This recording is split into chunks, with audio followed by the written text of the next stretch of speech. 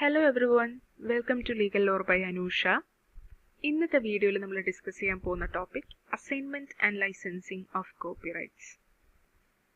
So ആദ്യം തന്നെ നമുക്ക് അസൈൻമെന്റ് എന്താണ് എന്ന് നോക്കാം. സെക്ഷൻ 18 ഓഫ് ഇന്ത്യൻ കോപ്പിറൈറ്റ് ആക്ടിന്റെ അകത്താണ് അസൈൻമെന്റ് ഓഫ് കോപ്പിറൈറ്റ് പറയുന്നത്. കോപ്പിറൈറ്റ് വർക്കിന്റെ ഓണറിന് ആ വർക്ക് ആർക്ക് വേണമെങ്കിലും അസൈൻ ചെയ്ത് കൊടുക്കാനുള്ള റൈറ്റ് ഉണ്ട്. സെക്ഷൻ 19ലാണ് മോഡ് ഓഫ് അസൈൻമെന്റ് എന്താണെന്ന് പറയുന്നത്. ഈ അസൈൻമെന്റ് ലീഗലി ആയിരിക്കണം അസൈൻ ചെയ്ത് കൊടുക്കേണ്ടത്. അത് റൈറ്റിംഗിലായിരിക്കണം. അതുപോലെ തന്നെ അസൈനർ അത് സൈൻ ചെയ്തിട്ടുണ്ടാവണം.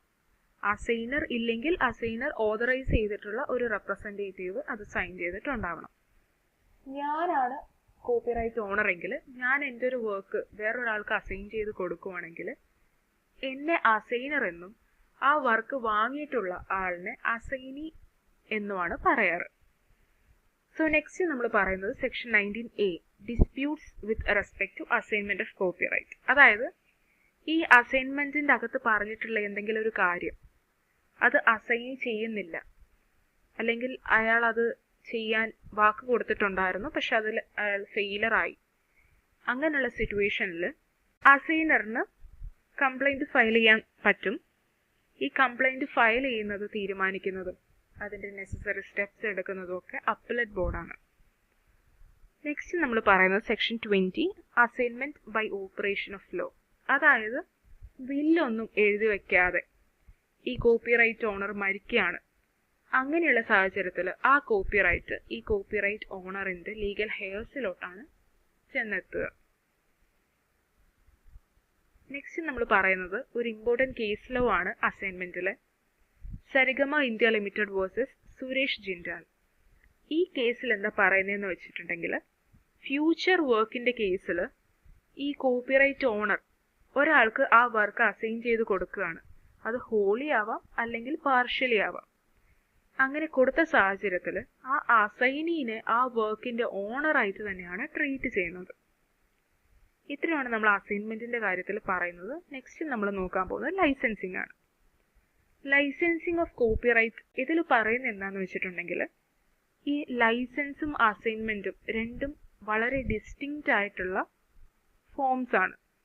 അതായത് നമ്മൾ അസൈൻമെന്റിൽ കണ്ടു ആ അസൈനീനെ ഓണറായിട്ടാണ് ട്രീറ്റ് ചെയ്യുന്നതെന്ന് പറഞ്ഞു.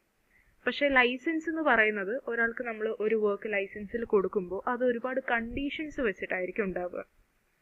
അതിന്റെ ഓണർഷിപ്പ് നമ്മൾ കൈമാറുന്നില്ല. കോപ്പിറൈറ്റ് ഓണർ തന്നെയാണ് സ്റ്റിൽ അവിടെ ഓണറായിട്ട് ഉണ്ടാവുക. അതുപോലെ തന്നെ ലൈസൻസിന് രണ്ടായിട്ട് ഡിവൈഡ് ചെയ്തിട്ടുണ്ട്. വോളണ്ടറി ലൈസൻസും ഉണ്ട്, അതുപോലെ തന്നെ കമ്പൽസറി ലൈസൻസും ഉണ്ട്. ആദ്യം തന്നെ വോളണ്ടറി ലൈസൻസ് എന്ന് പറയുന്നത് സെക്ഷൻ 30 ഓഫ് ഇന്ത്യൻ കോപ്പിറൈറ്റ് ആക്ടിന്റെ അകത്താണ് പറയുന്നത്. വോളണ്ടറി ലൈസൻസ് എന്ന് പറയുവാണെങ്കിൽ ഒരു വർക്ക്, ആ വർക്കിന് നമുക്ക് ലൈസൻസ് വേണമെങ്കിൽ നമ്മൾ ആദ്യം തന്നെ ആ വർക്കിന്റെ ഓണറിനെ അപ്രോച്ച് ചെയ്തിട്ട് ആ ഓണർ നമുക്ക് ലൈസൻസ് തരുവാണെങ്കിൽ അതിനാണ് വോളണ്ടറി ലൈസൻസ് എന്ന് പറയുക. ഇത് റിട്ടൺ ആയിരിക്കണം. ഇത് ലൈസൻസ് തരുന്ന ഓണർ സൈൻ ചെയ്തിട്ടുണ്ടാവണം, അല്ലെങ്കിൽ അദ്ദേഹത്തിന്റെ ഡ്യൂലി ഓതറൈസ്ഡ് ഏജന്റ് സൈൻ ചെയ്തിട്ടുണ്ടാവണം. ഫ്യൂച്ചർ വർക്കിന്റെ കേസിലാണെങ്കിൽ ഈ ഫ്യൂച്ചർ വർക്കിന് ലൈസൻസ് കൊടുക്കണമെങ്കിൽ ആ വർക്ക് എക്സിസ്റ്റൻസിൽ വന്നാൽ മാത്രമേ അത് ലൈസൻസ് കൊടുക്കാൻ പറ്റുള്ളൂ. നെക്സ്റ്റ് നമ്മൾ പറയുന്നത് കമ്പൽസറി ലൈസൻസിങ്ങിന്റെ കേസാണ്.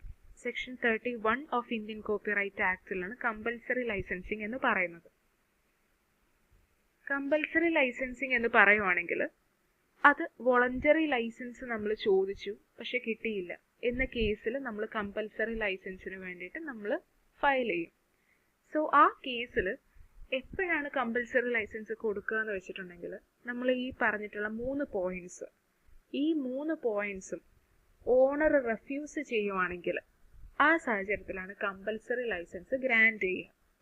അതായത് റീപബ്ലിഷ് അല്ലെങ്കിൽ വർക്ക് റീപബ്ലിഷ് ചെയ്യാൻ അലൗ ചെയ്യുന്നില്ല, അത് പബ്ലിക്കിന്റെ അടുത്തേക്ക് ആ വർക്ക് എത്തുന്നില്ല, അതുപോലെ തന്നെ അത് റീസണബിൾ ആയിട്ട് അല്ലെങ്കിൽ അവൈലബിൾ ആയിട്ട് പബ്ലിക്കിന് കിട്ടുന്നില്ല എന്നുള്ള സാഹചര്യങ്ങളിലാണ് കമ്പൽസറി ലൈസൻസ് എപ്പോഴും ഗ്രാൻഡ് ചെയ്യുക.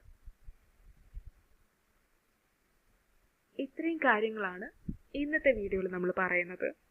So thank you every one for watching the video. Video ഇഷ്ടപ്പെട്ട ലൈക്ക് ചെയ്യുക, ഷെയർ ചെയ്യുക, സബ്സ്ക്രൈബ് ചെയ്യുക ചാനൽ. Thank you.